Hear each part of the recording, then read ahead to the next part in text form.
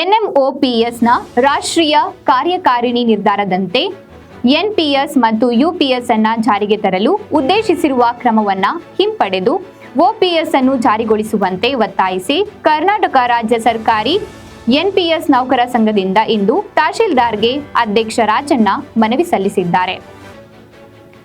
ನಗರದ ತಾಲೂಕು ಕಚೇರಿಯ ಮುಂದೆ ನೌಕರರು ಕಪ್ಪು ಬಟ್ಟೆ ಕಟ್ಟಿಕೊಂಡು ರಾಜ್ಯ ಸರ್ಕಾರಿ ಎನ್ಪಿಎಸ್ ನೌಕರರ ಸಂಘವು ಕಳೆದ 10 ವರ್ಷಗಳಿಂದ ಹಳೆ ಪಿಂಚಣಿ ವ್ಯವಸ್ಥೆ ಮರು ಸ್ಥಾಪಿಸುವ ವಿಷಯದಲ್ಲಿ ನಿರಂತರ ಹೋರಾಟ ನಡೆಸುತ್ತಿರುವುದು ತಮಗೆ ತಿಳಿದ ವಿಷಯವಾಗಿದೆ. ಕರ್ನಾಟಕ ರಾಜ್ಯ ಸರ್ಕಾರ ಎನ್ಪಿಎಸ್ ನೌಕರರ ಸಂಘವು ರಾಷ್ಟ್ರ ಮಟ್ಟದಲ್ಲಿ ಎನ್ಎಂಒಪಿಎಸ್ನ ಸಹಯೋಗದೊಂದಿಗೆ ಎಷ್ಟೋ ಹೋರಾಟವನ್ನ ನಡೆಸಿದ್ದಾರೆ ಎಂದು ಅಧ್ಯಕ್ಷ ಶ್ರೀಕಾಂತ್ ಹೇಳಿದ್ದಾರೆ.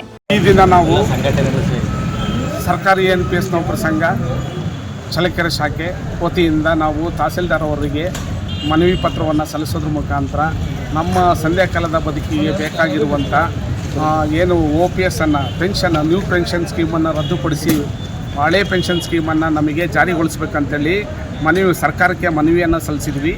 ಆ ಮನವಿಯಲ್ಲಿ ನಮ್ಮ ಉದ್ದೇಶ ಏನಾಗಿತ್ತು ಅಂದರೆ ಸರ್ಕಾರ ನಮ್ಮ ಪ್ರಣಾಳಿಕೆಯಲ್ಲಿ ಸೇರಿಸಿ ಕಾಂಗ್ರೆಸ್ ಸರ್ಕಾರ ವೋಟ್ ಫಾರ್ OPS ಅನ್ನೋ ಒಂದು ಕಾರ್ಯಕ್ರಮದ ಅಡಿಯಲ್ಲಿ ಕಾಂಗ್ರೆಸ್ ಸರ್ಕಾರವು ಪ್ರಣಾಳಿಕೆಯಲ್ಲಿ ಸೇರಿಸಿದಂತೆಯೇ ಈಗ ನಮಗೆ OPS ಜಾರಿಗೊಳಿಸಬೇಕು, ಹಳೆ ಪಿಂಚಣಿ ಯೋಜನೆ ಜಾರಿಗೊಳಿಸಿ ವ್ಯವಸ್ಥೆ ಮಾಡಿ ನಮಗೆ ಸರ್ಕಾರದ ಎಲ್ಲ ನೌಕರರಿಗೆ ಸಂಧ್ಯಾಕಾಲದ ಬದುಕಿನಲ್ಲಿ ಸುಖವಾಗಿ ಬದುಕೋದಕ್ಕೆ ವ್ಯವಸ್ಥೆಯನ್ನು ಮಾಡಿಕೊಡ್ಬೇಕಂತೇಳಿ ಸರ್ಕಾರವನ್ನು ಮನವಿ ಮಾಡಿಕೊಂಡಿದ್ದೇವೆ.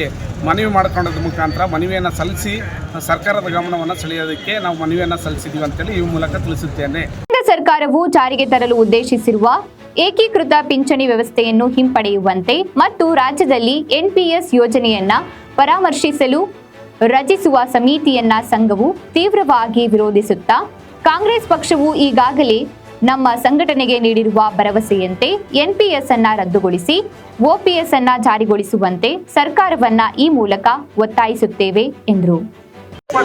OPS ಜಾರಿಗೊಳಿಸುವಂತೆ ಒತ್ತಾಯ ಮಾಡೋದ್ರ ಒತ್ತಾಯ ಕುರಿತು ಮೇಲ್ಕಂಡ ವಿಷಯಕ್ಕೆ ಸಂಬಂಧಿಸಿದಂತೆ ಕರ್ನಾಟಕ ರಾಜ್ಯ ಸರ್ಕಾರಿ ಎನ್ಪಿಎಸ್ ನೌಕರ ಸಂಘವು ಕಳೆದ 10 ವರ್ಷಗಳಿಂದ ಹಳೆ ಪಿಂಚಣಿ ವ್ಯವಸ್ಥೆ ಮರುಸ್ಥಾಪಿಸುವ ವಿಷಯದಲ್ಲಿ ನಿರಂತರ ಹೋರಾಟ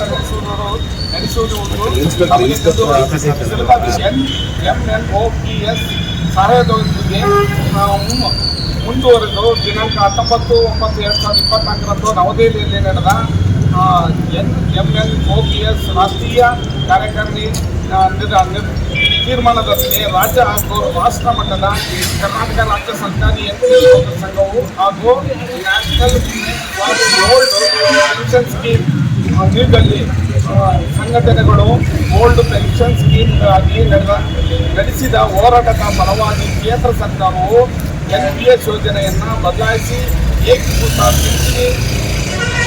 ಪಿಂಚಣಿ ಯೋಜನೆಯನ್ನು ಜಾರಿಗೆ ತರಲು ತೀರ್ಮಾನಿಸಿದೆ. ಸದರಿ ಯೋಜನೆಯ ಸಹ ಷೇರು ಮಾರುಕಟ್ಟೆ ಆಧಾರಿತವಾಗಿದ್ದು. ಇದೇ ಸಂದರ್ಭದಲ್ಲಿ ಕಾರ್ಯದರ್ಶಿ ಸುರೇಶ್, ನಾಗಭೂಷಣ, ರಂಗನಾಥ್, ವಿಜಯಲಕ್ಷ್ಮಿ, ಬಸವರಾಜ್, ಸಿದ್ದೇಶ್ವರಿ, ಗಣೇಶ್ ಇತರರು ಪಾಲ್ಗೊಂಡಿದ್ದರು.